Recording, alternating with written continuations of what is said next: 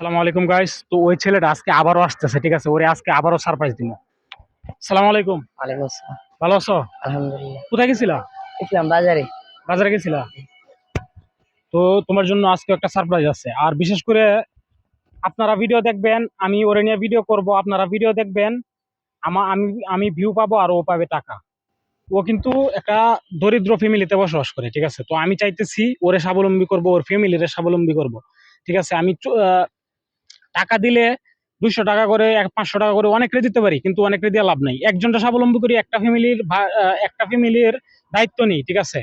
তো সেই জন্য আজকে আজকে আবারও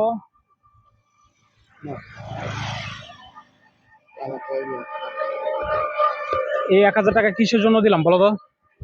আমার লেখাপড়া খরচের জন্য। লেখাপড়া তোমার যাতায়াত কিভাবে করো? যাতে সাইকেল দিয়ে।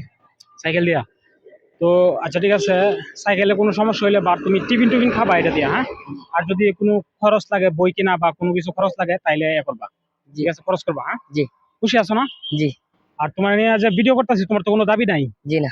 তোমার নিয়ে ভিডিও করার উদ্দেশ্য হচ্ছে জনগণ ভিডিও দেখবে, মানে ভিউয়ার্সরা ভিডিও দেখবে, আমি শুধু পাবো ভিউ আর তুমি পাবা টাকা। ভিউ থেকে যা লাভ আসবে সে টাকাটা পাবা তুমি, ঠিক আছে? জি যতদিন তোমার নিয়ে ভিডিও করবো ততদিন তুমি টাকা পাবা। যতদিন দর্শক ভিডিও দেখবে ততদিন তুমি টাকা পাবা। দর্শক ভিডিও দেখা বন্ধ করে দিবে, তুমি টাকা পাবা না, কারণ আমি তোমার দিতে পারবো না। আমি তো জমি বিক্রি করে তোমার টাকা দিতে পারবো না ভাইয়া। আমার ভিডিও ভিউ হবে, তুমি টাকা পাবা, ঠিক আছে? চলে যাও আজকের মতো, হ্যাঁ? ধন্যবাদ।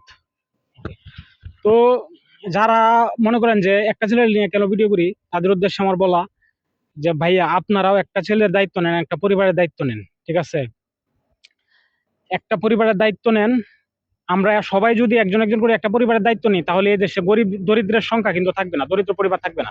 তো এই আশা প্রত্যাশা ব্যক্ত করে আমি আমার ভিডিওটি এখানেই শেষ করছি। দয়া করে ভিডিওটি একটা শেয়ার করে দিবেন, একটা শেয়ার, একটা লাইক, একটা কমেন্ট করে দিবেন। ধন্যবাদ সবাইকে।